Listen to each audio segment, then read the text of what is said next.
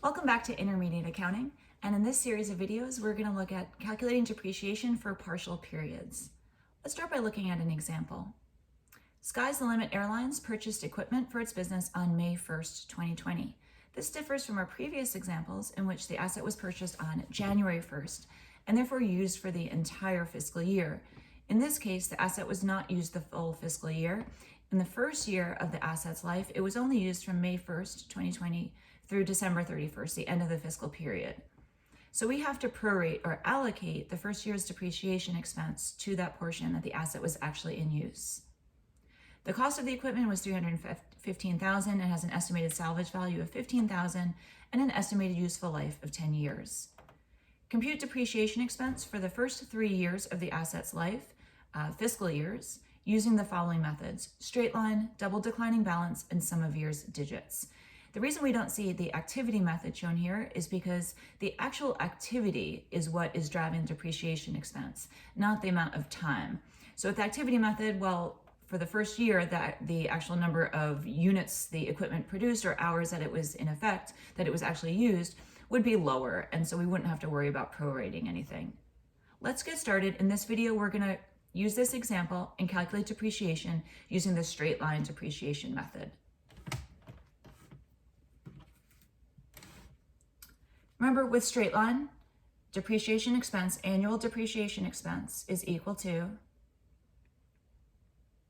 the cost of the asset, $315,000, less its salvage value of $15,000, divided by the estimated useful life, which in this case is 10 years. So the annual depreciation expense is the depreciable cost of $300,000 allocated across 10 years, or $30,000 per year. So in the first year, 2020, remember, we're going to solve for depreciation expense, and let's also solve for ending book value, or the amount that the asset would be reported at on the balance sheet at the end of each year for each of these 3 periods, 2020, 2021, and 2022. Of course, the straight line method is the easiest. We take our annual depreciation expense, which we solved for here, of $30,000, and then we decide whether or not for each year we need to prorate it or allocate it for the portion of the year that the asset was actually in use.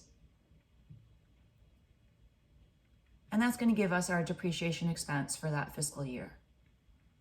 And let's also track the asset's ending book value, or what the asset would be reported at on the balance sheet. So again, the depreciation expense is what's reported on the income statement as an operating expense, and ending book value, actually if it was equipment, it probably would be included in manufacturing overhead and included in product cost, and therefore inventory and then cost of goods sold. But if it was related to the corporate operations, then it would be in the operating expenses. Ending book value would be in the asset section of the balance sheet. So in 2020, the asset was purchased on May 1st. So it was in use all of May, June, July, August, September, October, November, and December. So 8 out of 12 months. Remember, we use the denominator 12 because this is an annual depreciation expense. And the numerator of 8 is accounting for the 8 months from May 1st through the end of the fiscal year, December 31st. And this gives us depreciation expense for 2020 of $20,000. And so the ending book value, remember, book value is cost minus accumulated depreciation. In the first year, the accumulated depreciation is simply the depreciation expense in that year, or $295,000. How about 2021? The annual depreciation expense is, again, in every year, annual is $30,000. And in 2021, the asset was in use the entire year from January 1st through December 31st.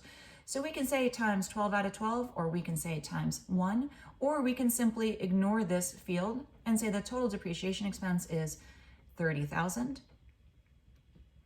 And to get the ending book value, I can take the previous year's book value, $295,000, and subtract the additional depreciation expense recorded. Or I could have taken the asset's cost of $315,000 and subtracted the accumulated depreciation, the sum of these two numbers, of 50,000. Either way, I'm going to get to the same amount, 265,000. In the third year, the asset is being used, the third fiscal year. Again, annual depreciation expense is 30,000.